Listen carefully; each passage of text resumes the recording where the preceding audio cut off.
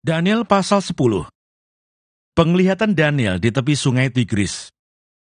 Pada tahun ketiga pemerintahan Kores, raja orang Persia, suatu firman dinyatakan kepada Daniel yang diberi nama Beltshazzar. Firman itu benar dan mengenai kesusahan yang besar. Maka dicamkannya lah firman itu dan diperhatikannya lah penglihatan itu. Pada waktu itu aku, Daniel, berkabung 3 minggu penuh. Makanan yang sedap tidak kumakan. Daging dan anggur tidak masuk ke dalam mulutku, dan aku tidak berurap sampai berlalu 3 minggu penuh. Pada hari ke-24 bulan pertama, ketika aku ada di tepi sungai besar, yakni sungai Tigris, kuangkat mukaku lalu kulihat. Tampak seorang yang berpakaian kain lenan dan berikat pinggang emas dari Ufas. Tubuhnya seperti permata Tarsis, dan wajahnya seperti cahaya kilat. Matanya seperti suluh yang menyala-nyala. Lengan dan kakinya seperti kilau tembaga yang dikilap, dan suara ucapannya seperti gaduh orang banyak. Hanya aku, Daniel, melihat penglihatan itu. Tetapi orang-orang yang bersama-sama dengan aku tidak melihatnya, tetapi mereka ditimpa oleh ketakutan yang besar. Sehingga mereka lari bersembunyi, demikianlah aku tinggal seorang diri. Ketika aku melihat penglihatan yang besar itu, hilanglah kekuatanku. Aku menjadi pucat sama sekali, dan tidak ada lagi kekuatan padaku. Lalu ku dengar suara ucapannya, dan ketika aku mendengar suara ucapannya itu, jatuh pingsanlah aku, tertelungkup dengan mukaku ke tanah. Tetapi ada suatu tangan menyentuh aku dan membuat aku bangun, sambil bertumpu pada lutut dan tanganku.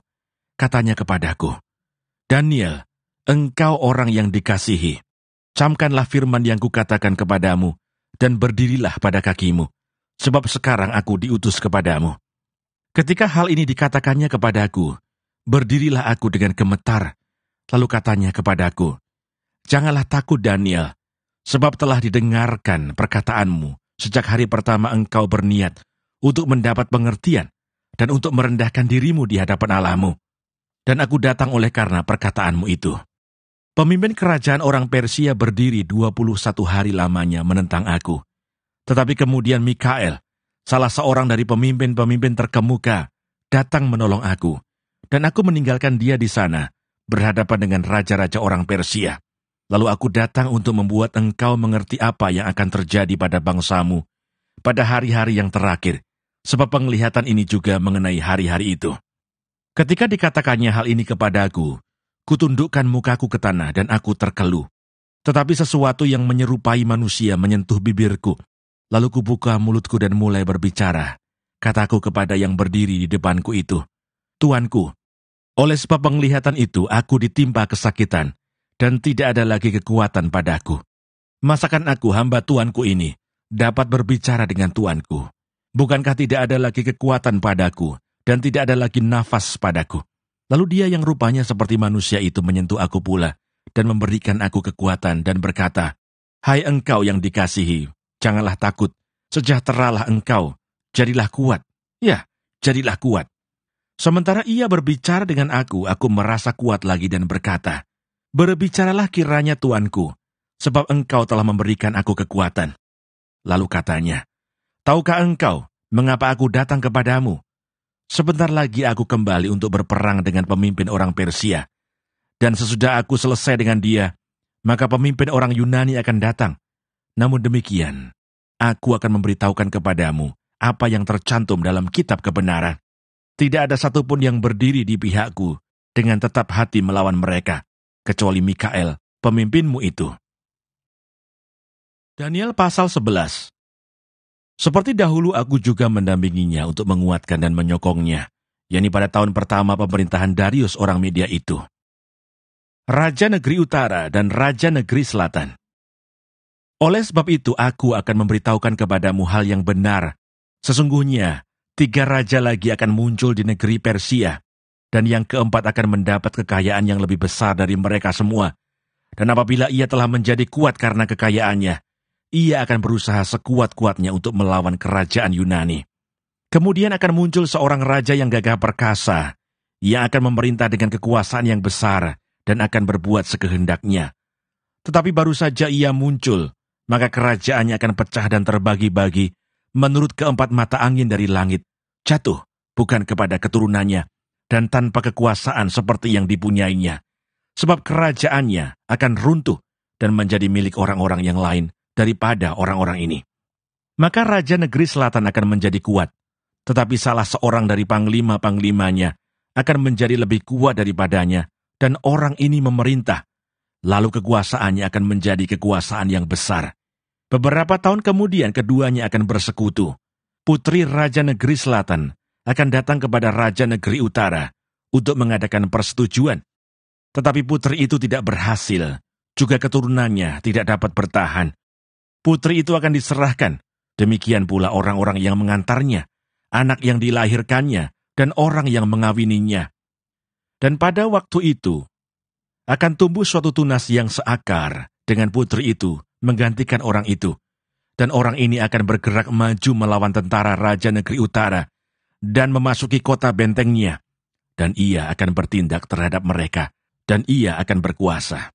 Bahkan dewa-dewa mereka dan patung-patung tuangan mereka dan barang-barang mereka yang berharga dari perak dan emas akan diangkutnya sebagai jarahan ke Mesir. Lalu beberapa tahun lamanya, ia akan berhenti berperang melawan Raja Negeri Utara. Kemudian raja ini akan memasuki kerajaan Raja Negeri Selatan, tetapi kemudian pulang ke negerinya sendiri. Kemudian anak-anaknya akan bersiap untuk berperang, dan akan mengerahkan sejumlah tentara yang besar. Lalu salah seorang dari mereka itu akan bergerak maju melawan dia, menggenangi dan meliputi semuanya seperti air bah. Dan pada serbuan yang kedua kalinya, ia akan sampai ke benteng musuhnya. Maka menggeramlah Raja Negeri Selatan itu, lalu maju berperang melawan Raja Negeri Utara, yang telah mengerahkan sejumlah tentara besar, dan tentara besar itu akan jatuh ke tangan musuhnya. Setelah tentara besar itu dihancurkannya, maka hatinya akan bermegah. Walaupun ia telah menewaskan berlaksa-laksa orang, ia tidak akan mempunyai kekuatan. Lalu untuk kedua kalinya Raja Negeri Utara itu akan mengerahkan sejumlah tentara besar, lebih besar dari yang pertama, dan beberapa tahun kemudian, ia akan bergerak maju melawan dia dengan tentara yang besar dan dengan banyak perlengkapan perang. Pada waktu itu banyak orang akan bangkit melawan Raja Negeri Selatan. Juga orang-orang yang lalim dari bangsamu akan membesarkan diri, sehingga penglihatan itu menjadi kenyataan, tetapi mereka akan tergelincir. Maka Raja Negeri Utara itu akan datang, mendirikan kubu pengepungan, dan merebut kota yang berbenteng. Dan tentara Negeri Selatan tidak akan dapat bertahan.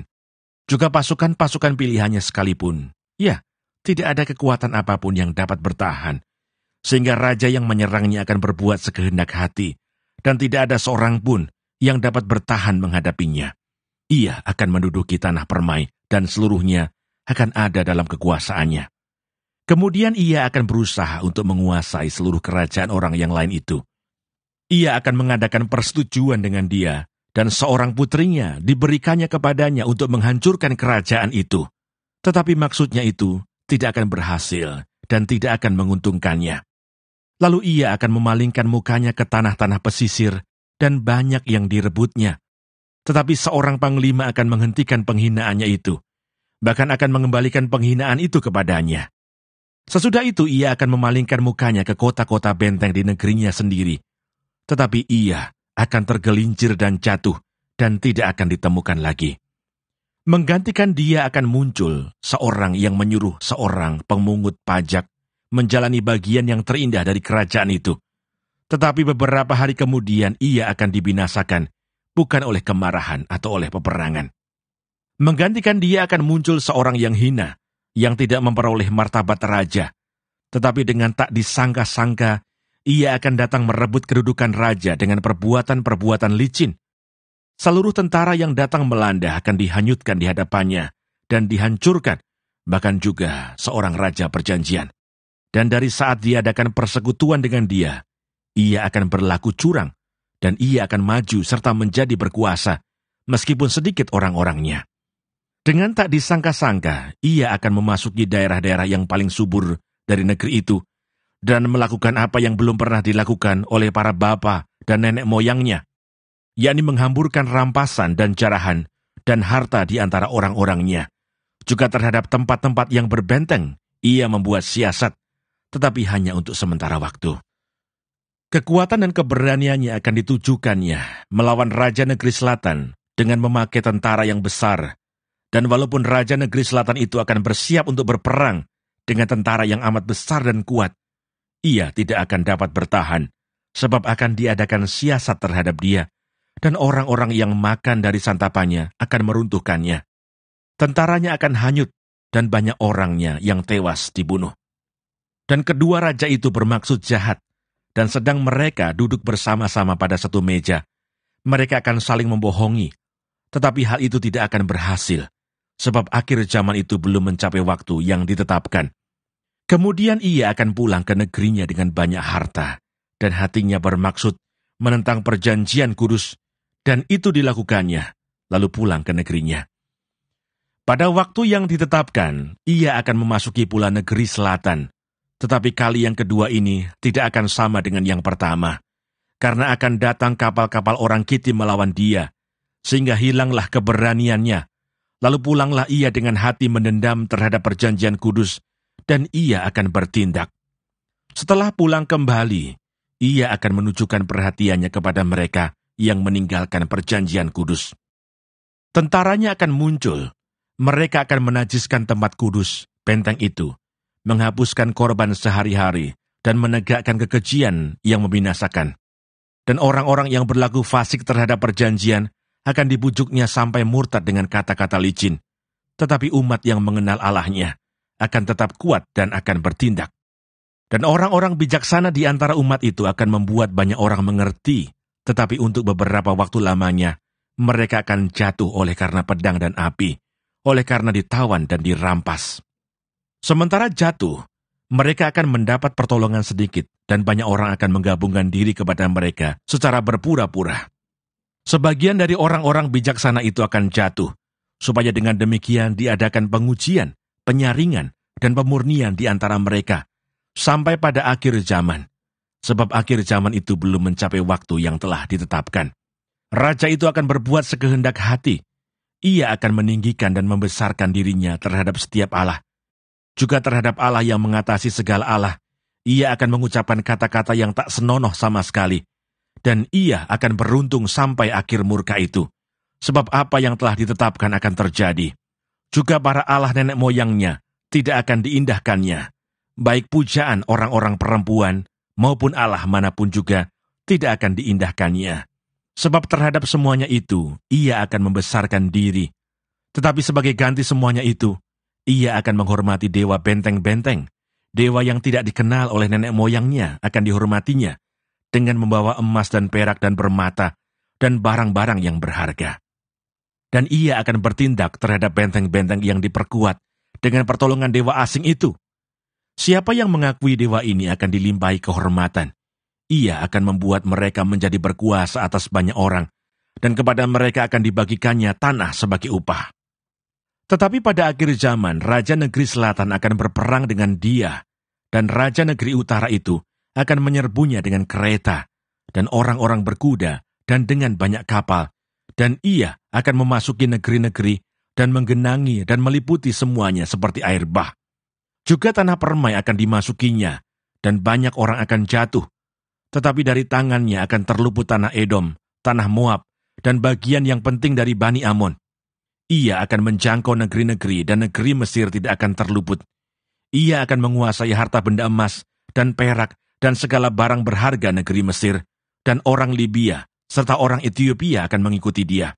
Tetapi kabar-kabar dari sebelah timur, dan dari sebelah utara akan mengejutkan hatinya, sehingga ia akan keluar dengan kegeraman yang besar, untuk memusnahkan dan membinasakan banyak orang. Ia akan mendirikan kemah kebesarannya, di antara laut dan gunung permai yang kudus itu. Tetapi kemudian ia akan menemui ajalnya, dan tidak ada seorang pun yang menolongnya. Daniel pasal 12. Akhir zaman. Pada waktu itu juga akan muncul Mikael, pemimpin besar itu, yang akan mendampingi anak-anak bangsamu, dan akan ada suatu waktu kesesakan yang besar, seperti yang belum pernah terjadi, sejak ada bangsa-bangsa sampai pada waktu itu. Tetapi pada waktu itu bangsamu akan terluput, yakni barang siapa yang didapati namanya tertulis dalam kitab itu. Dan banyak dari antara orang-orang yang telah tidur di dalam debu tanah, akan bangun, sebagian untuk mendapat hidup yang kekal, sebagian untuk mengalami kehinaan dan kengerian yang kekal, Dan orang-orang bijaksana akan bercahaya seperti cahaya cakrawala, dan yang telah menuntun banyak orang kepada kebenaran seperti bintang-bintang, tetap untuk selama-lamanya. Tetapi engkau, Daniel, sembunyikanlah segala firman itu, dan meteraikanlah kitab itu sampai pada akhir zaman. Banyak orang akan menyelidikinya, dan pengetahuan akan bertambah. Kemudian aku, Daniel, melihat, maka tampaklah berdiri dua orang lain, seorang di tepi sungai sebelah sini, dan yang lain di tepi sungai yang sebelah sana.